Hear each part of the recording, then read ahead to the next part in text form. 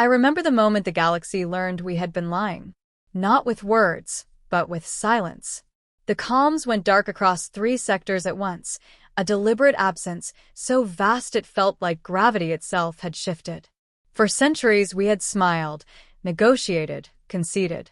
We had worn the mask of compromise so well that even our enemies forgot there was a face beneath it. I was there, standing on the command deck, when the mask finally cracked and history inhaled. They called us unpredictable, emotional, dangerous. They were right, but not in the way they thought. Humanity had mastered restraint long before we mastered the stars.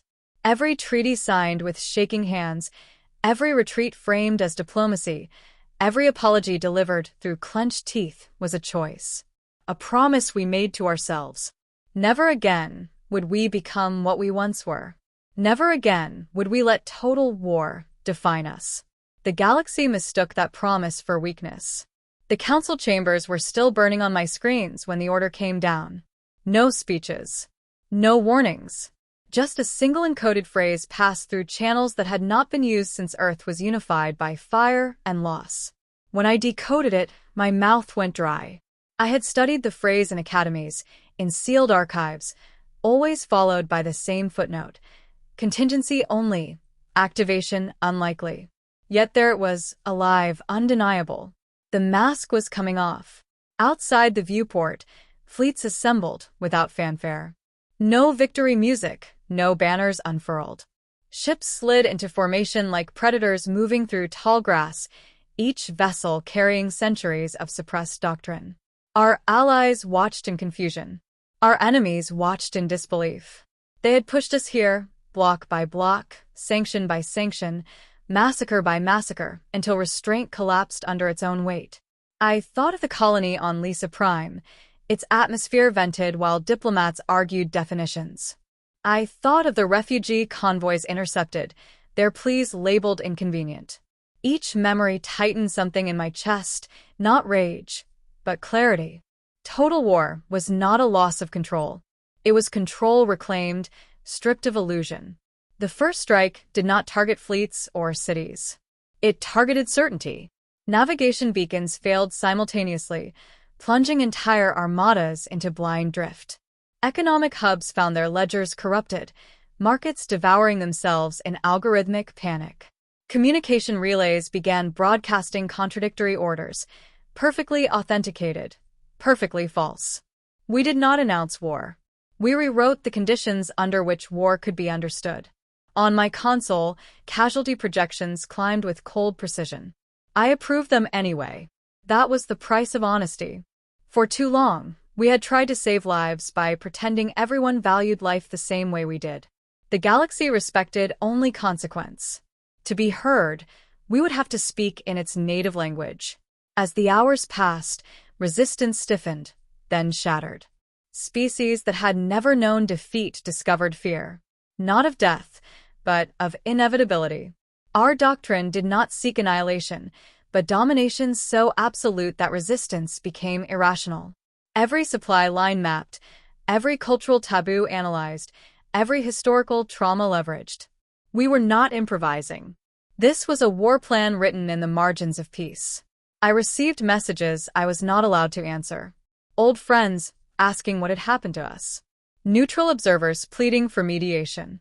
I deleted them unread. Mediation required masks, and we had burned ours. Somewhere deep within the human fleet, ancient protocols executed with machine fidelity, unlocking arsenals we had sworn never to use unless the galaxy forced our hand. When the first enemy world surrendered, it did so without firing a shot. Their leaders appeared on screen, trembling, asking a single question that echoed across every channel we controlled. Why now? I did not answer aloud, but I knew the truth with painful certainty. Because mercy, without memory, is permission. Because every time we forgave without consequence, we taught them we would endure anything. The galaxy had wanted to see our true face. In the vacuum between stars, under the cold light of consequence, we finally showed it. And there would be no forgetting. From this moment onward, every civilization would remember what happens when humanity says never again forevermore. The surrender of Caravel did not slow us. It accelerated everything.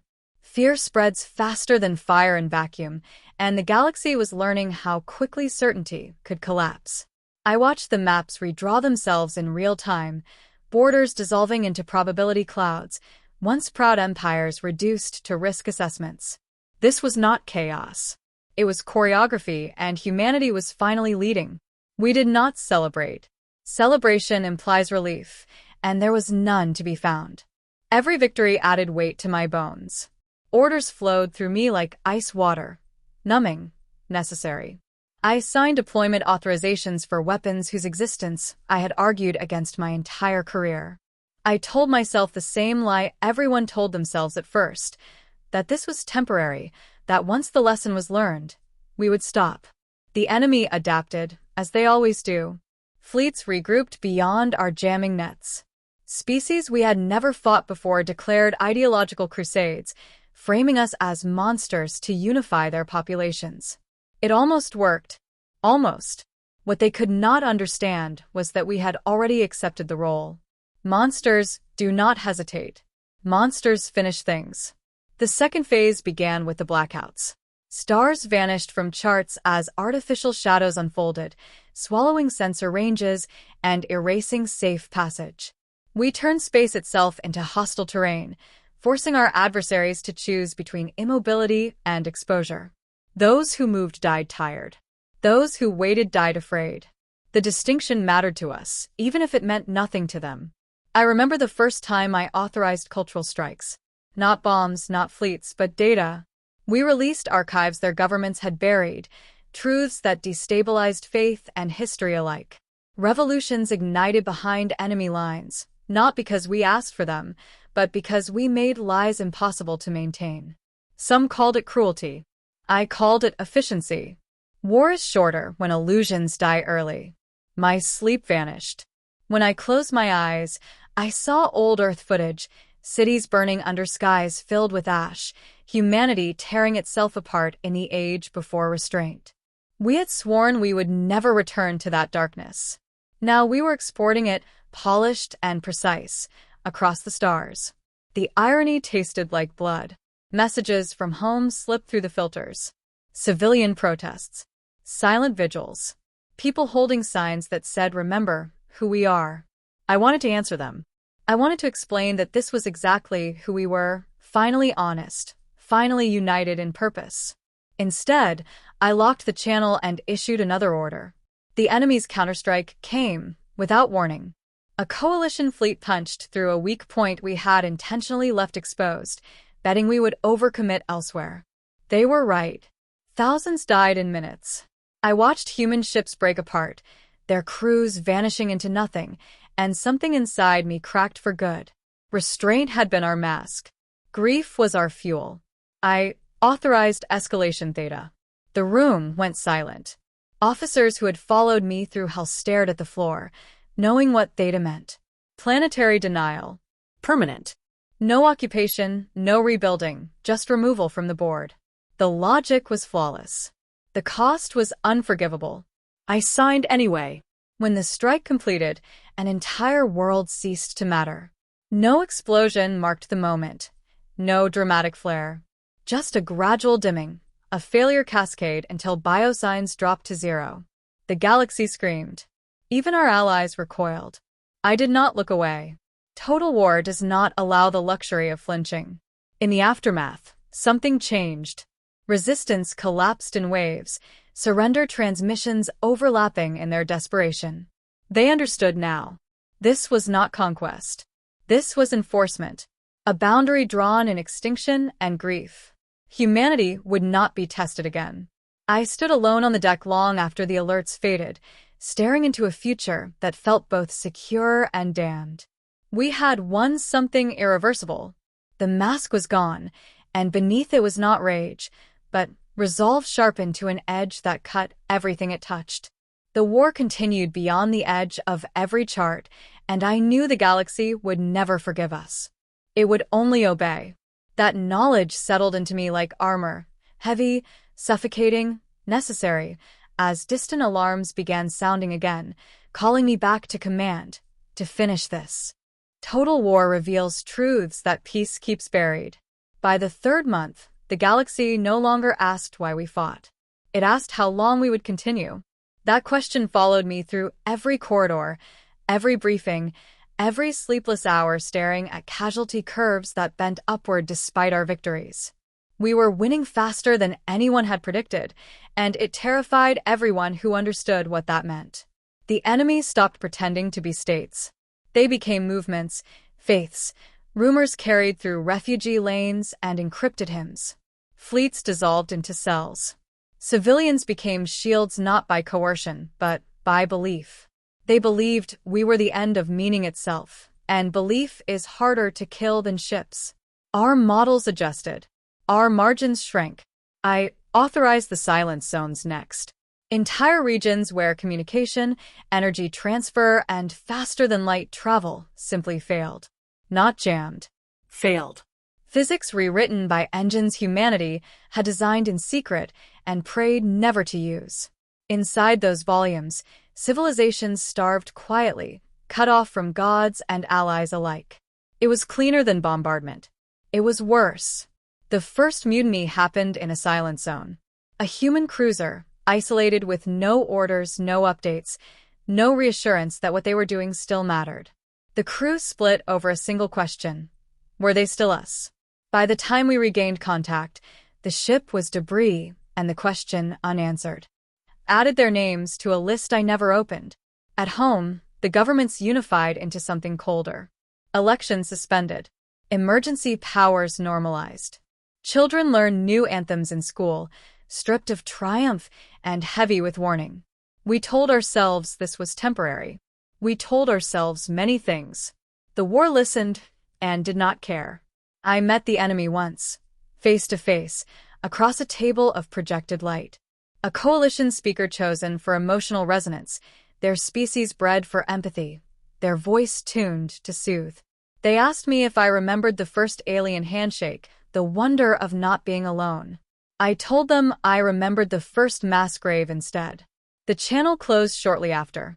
Phase 4 began with memory warfare. We targeted archives, monuments, ancestral records, not to erase them, but to reorder them. Timelines shifted. Heroes became footnotes. Crimes resurfaced with context sharpened to blades. Cultures tore themselves apart arguing with their own pasts, while our fleets advanced unopposed. Some called it genocide of identity. I called it prevention.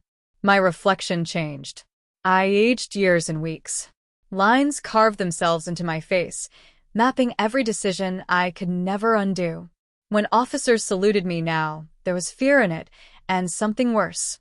Trust. They believed I would do what was required, no matter the cost. I no longer knew if that was leadership or damnation. The galaxy broke asymmetrically. Some regions collapsed into silence. Others burned themselves out in futile defiance. A few adapted, offering unconditional submission, their cultures reshaped to align with our enforcement codes. We accepted them all with the same indifference. Mercy, applied unevenly, becomes cruelty by another name. Late in the cycle, a report crossed my desk marked anomalous. A pattern inside the chaos.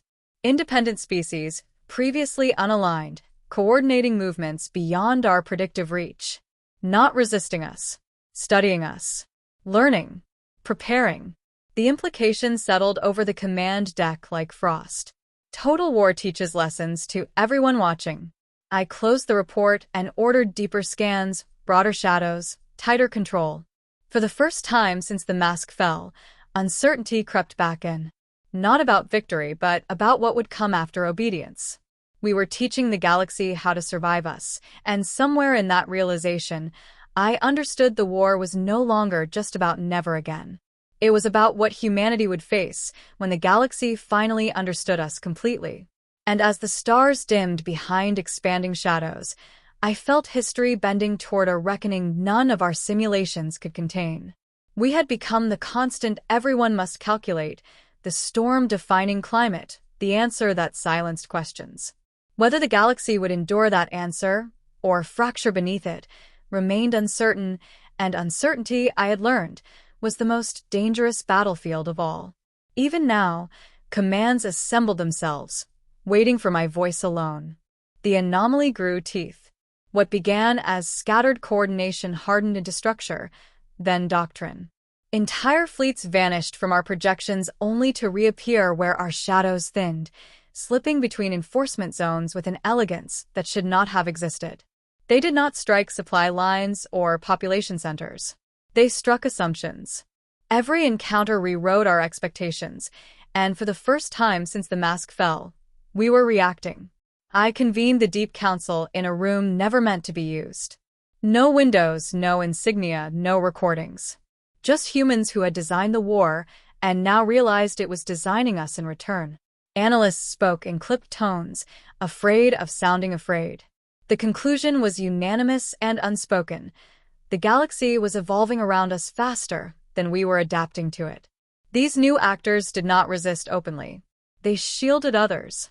Silence zones flickered where they interfered with our field equations, creating brief corridors of escape.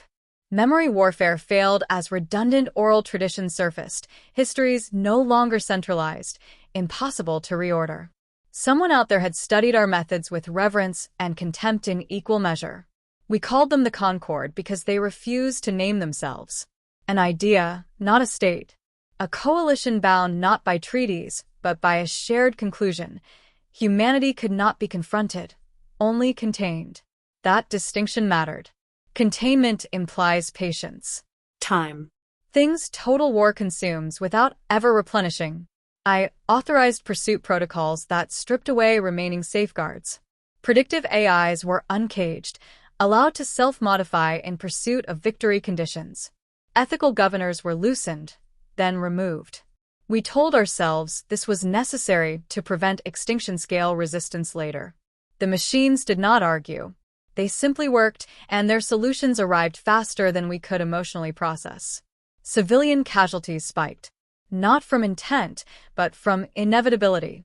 When war becomes environmental, everything living becomes collateral by default. I signed orders while averting my eyes. A cowardice I pretended was efficiency. The protests at home turned violent. Enforcement units fired on citizens who once believed in restraint as deeply as I had. The irony was suffocating.